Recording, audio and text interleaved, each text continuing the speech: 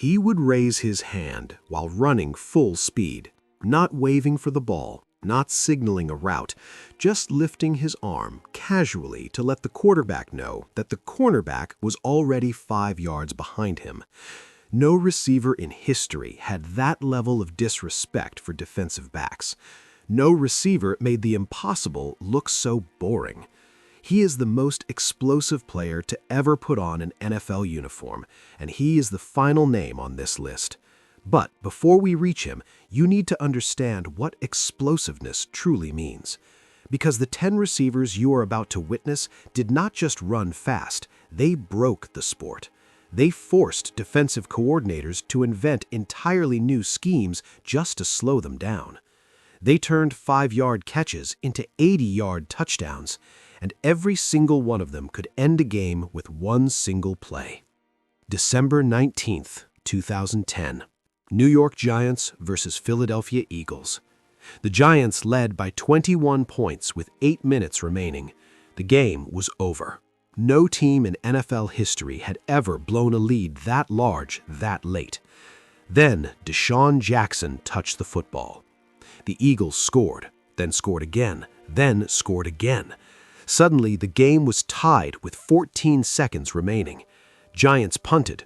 DeSean Jackson fielded the ball at his own 35-yard line. What happened next became known as the miracle at the New Meadowlands. Jackson danced left, reversed right, found a seam, and then he was gone. 65 yards of pure speed. No defender came close. He crossed the goal line as time expired, and the Eagles won a game that was mathematically impossible to win. That play captured everything about DeSean Jackson. He was not a possession receiver. He did not catch 10 balls a game. He caught one ball and turned it into a catastrophe for the defense. The numbers prove it. DeSean Jackson holds the NFL record for the most touchdowns of 60 yards or longer. 26 times in his career, he caught a pass and nobody could catch him for 60-plus yards. 26 times. No other receiver in history has done that more than 18 times. DeSean Jackson was a coin flip, boom or bust, quiet game or complete destruction. Defensive coordinators lost sleep knowing that one mistake meant a touchdown before they could blink. But Jackson's speed, as electric as it was, represents the modern era. The next name on this list brought that same explosiveness to a time when the rules allowed defenders to physically assault receivers, and he still could not be stopped. They called him Bambi, not because he was delicate, because Lance Alworth moved with a grace that seemed impossible for a football player. He glided past defenders like they were standing still. He leaped for catches with a body control that belonged in ballet, not professional football. Between 1963 and 1966, Lance Alworth averaged over 100 receiving yards per game. 100 yards per game in an era when defensive backs could grab, hold, and maul receivers for the entire route. 18.9 yards per catch. Every time the ball went to Alworth, the offense gained nearly 20 yards. He was the first true deep threat of the modern passing game. Before Alworth, teams threw short and let receivers fight for extra yards. Alworth proved that a receiver could simply outrun the entire defense if he had enough speed and enough grace. 7 consecutive seasons with over 1,000 receiving yards. 7 straight years of dominance in an era designed to stop the passing game. When they finally inducted him into the Pro Football Hall of Fame, there was no debate. Lance Alworth had invented the position of deep threat receiver. But Alworth is famous. The next name on this list did something statistically more impressive, and you have probably never heard of him. Homer Jones. Say that name to most NFL fans and you will get blank stares. He played in the 1960s. He only had 4 productive seasons. He never made the Hall of Fame. On paper, he should be completely forgotten. But Homer Jones holds a record that might never be broken. 22.3 yards per catch for his entire career. The highest average in NFL history among players with at least 200 catches. Every single time Homer Jones touched the football, the offense gained 22 yards. Not on his best games, on average, for years. To put that in perspective, the greatest deep threats in modern football hover around 15 or 16 yards per catch. Homer Jones was nearly 7 yards better than today's most explosive receivers. 7 yards. That is a first down of difference on every single reception. Jones was so fast that he actually invented the touchdown celebration. After scoring, he would spike the ball into the ground with fury. Nobody had done that before. The spike became part of football culture because Homer Jones needed a way to express how easy scoring had become for him. He was a rocket in an era before sports science, before speed training, before receivers were treated like elite athletes. Pure, natural explosion, and the league simply forgot he existed. But forgetting Homer Jones is understandable. Forgetting the next name on this list is a crime against football. They called him Megatron. Not a nickname given by fans, a nickname given by his own teammates. Because Calvin Johnson seemed like a machine built in a laboratory specifically to destroy defensive backs. 6'5", 236 pounds, runs a 4.35 40-yard dash. Those measurements should not exist together. That combination of size and speed had never been seen before and has not been replicated since. In 2012, Calvin Johnson broke the single-season receiving record with 1,964 yards. Think about what that means. He averaged over 122 yards per game for an entire season. Defenses knew the ball was going to him. They doubled him. They tripled him. They designed entire game plans around stopping one player. He still broke the record. But explosiveness for Calvin Johnson was not just straight-line speed. It was violence after the catch. He would catch a 5-yard slant and suddenly 3 defenders were on the ground behind him as he sprinted toward the end zone. Cornerbacks would make contact and simply bounce off. Safeties would attempt tackles and find themselves being dragged forward. Johnson combined deep speed with power that belonged to a linebacker. He could beat you over the top. He could beat you underneath and run through your entire secondary. He could out-jump double coverage and snatch the ball at the highest point. The Detroit Lions wasted his prime. They surrounded him with mediocrity and let his career fade without a playoff win. But anyone who watched him knew the truth. Calvin Johnson was a physical cheat code that made the sport unfair.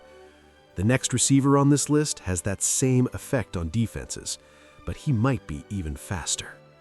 Tyreek Hill has been clocked at over 23 miles per hour while carrying a football.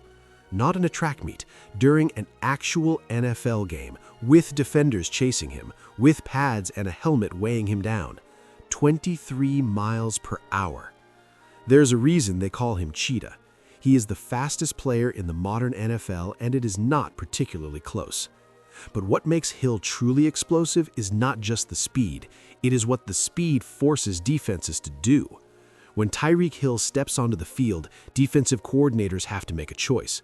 Play man coverage and watch him run past your cornerback for an easy touchdown, or play a deep shell with 2 safeties and give up the underneath routes that Hill also dominates. There is no good option. Hill has changed the way NFL defenses operate. Teams literally switch their entire coverage scheme based on his presence. One player forces 11 defenders to play differently. That is not just explosiveness, that is structural disruption of professional football. Patrick Mahomes throwing to Tyreek Hill in Kansas City created some of the most terrifying offensive plays in recent memory. The ball would leave Mahomes' hand, and by the time it arrived 50 yards downfield, Hill had somehow created 10 yards of separation. Corners would be running as fast as they possibly could, and Hill would be jogging into the end zone. The modern NFL has never seen a weapon like Tyreek Hill, but the NFL of the 1960s had to deal with someone who might have been even more devastating. Bob Hayes won an Olympic gold medal in the 100-meter dash. He was officially the fastest human being on the planet. Then he decided to play professional football. The NFL had no idea what was coming. Cornerbacks in 1965 were not prepared for Olympic speed. They played tight man coverage because that was how defense worked. You pressed the receiver, disrupted his route, and stayed in his hip pocket until the ball arrived. Bob Hayes made that strategy obsolete. Defenders could not stay in his hip pocket because Hayes was already 40 yards downfield by the time they turned around. Press coverage meant giving up a touchdown. Tight man defense meant instant humiliation. The Dallas Cowboys would simply throw the ball as far as possible, and Hayes would run under it while the cornerback was still looking for him. So defensive coordinators invented something new: zone defense. Instead of one man chasing Hayes, they dropped multiple defenders into areas of the field to take away the deep ball. They sacrificed other parts of the field just to have enough bodies in the way of Bob Hayes. One player changed the fundamental structure of NFL defense. Hayes is the only person in history to win an Olympic gold medal and a Super Bowl ring. He brought track speed to a football field, and the sport had to evolve just to survive him. Every zone defense you see today exists because of Bob Hayes. But Olympic speed only matters if you can maintain it. The next receiver on this list was burning defenders deep well into his 30s. James Lofton averaged 18.3 yards per catch for his entire career. Not his peak years, not his prime. His entire career spanning 16 seasons.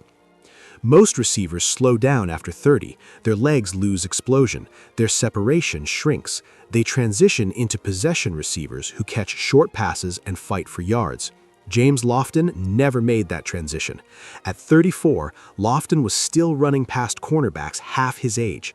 At 35, he helped the Buffalo Bills reach the Super Bowl as a deep threat. At 36, he was still averaging over 15 yards per catch. His longevity at the most physically demanding position in football defies explanation. Deep speed is supposed to disappear first. The burst that creates separation is supposed to fade with age. Lofton ignored biology. 8 Pro Bowl selections across 2 decades, over 14,000 career receiving yards. The man was a deep threat from the Reagan administration through the Clinton administration. He simply refused to slow down. The next receiver on this list had that same longevity in an era when defenders were allowed to commit assault on every play. Don Maynard became the first receiver in NFL history to reach 10,000 receiving yards. He did it in an era when defensive backs could hit receivers at any point during the route. No illegal contact rules, no protection for defenseless players, just violence from the line of scrimmage to the end zone. Maynard averaged 18.7 yards per catch for his career. Every reception meant nearly 19 yards gained. Every time Joe Namath looked his direction, the Jets were moving into scoring position. And Maynard was the weapon Namath used to deliver the most famous upset in football history, Super Bowl III. The Jets were 18-point underdogs. Nobody believed the AFL could compete with the NFL. Don Maynard ran routes that terrified the Baltimore Colts secondary and opened up everything else in the offense. The Colts were so scared of Maynard going deep that they doubled him constantly, leaving other receivers open underneath. Namath exploited those openings. The Jets won. Professional football changed forever. Maynard was the deep threat that made the guarantee possible. Without his speed stretching the defense, Namath's promise would have been a joke. Instead, it became legend. But now we reach the top 2, and this is where the debate explodes. Jerry Rice is the greatest receiver in NFL history. This is not debatable. 22,895 career receiving yards, 197 touchdowns, records that will never be broken, 3 Super Bowl rings, the most dominant player at his position who ever lived. But this list is about explosiveness, and Jerry Rice was not the fastest receiver of his era. His 40-yard dash time at the Combine was pedestrian. Scouts questioned whether he had the speed to separate at the NFL level. On paper, he should have been a possession receiver who caught short passes and fought for yards after the catch. Instead, Jerry Rice became the greatest big play threat in football history. His secret was game speed. Rice was not fast in a straight line, but he was fast when it mattered. His acceleration out of breaks was instant. His ability to find space and zone coverage was supernatural. And once he caught the ball, his vision and determination turned 5-yard gains into 60-yard touchdowns. More touchdown catches than anyone in history, more yards than anyone in history, more everything than anyone in history. Jerry Rice proved that explosiveness is not just about a stopwatch, it is about what you do when the ball is in your hands. But there is one receiver who combined stopwatch speed with unmatched instincts, one receiver who made the impossible look effortless, one receiver who belongs at the top of this list. Randy Moss would raise his hand while running a route, not after the catch, during the route. He would lift his arm to signal to the quarterback that he was already open, that the cornerback was already beaten, that the touchdown was already inevitable. No other receiver in history had that level of confidence, because no other receiver could back it up the way Moss could. In 2007, Randy Moss caught 23 touchdown passes in a single season, 23. That record has stood for nearly 2 decades. He did it with Tom Brady, the most accurate quarterback in football, throwing to the most unstoppable deep threat the sport had ever seen. Defenses knew the ball was going to Moss. They bracketed him with multiple defenders. They cheated safeties to his side of the field. He still caught 23 touchdowns. Career average of 15.6 yards per catch, over 15,000 receiving yards, the most effortless deep speed the NFL has ever witnessed. Moss ran routes like he was jogging, and somehow he was still 5 yards ahead of the fastest cornerbacks in the league. But the statistics do not capture what made Moss special. It was the body language, the casualness, the complete lack of effort while doing things that should have been impossible. Other receivers strained and fought and battled for separation. Moss simply existed in open space, waiting for the ball to arrive. He changed games by simply being on the field. Defenses had to account for him even when he was not the target. Quarterbacks knew that any play could become a touchdown if they just threw it in his general direction. Randy Moss was not just explosive, he was inevitable. Every game, every drive, every snap, the threat of complete destruction existed. One play, one catch, one jog to the end zone while defenders watched helplessly. That is why he stands alone at the top of this list. 10 receivers, 10 players who could end games with a single play. From DeSean Jackson's punt return miracle to Randy Moss raising his hand in disrespect, these are the men who made defensive coordinators wake up in cold sweats. Explosiveness in the NFL is rare. True, game-breaking speed combined with the instincts to use it comes along once a generation. These 10 players had that gift. They turned routine passes into highlight reels. They turned small gains into touchdowns. They made the sport more exciting simply by stepping onto the field. The next explosive receiver is out there somewhere, maybe running routes in college right now, maybe just learning to play the position. Someday, another name will join this conversation.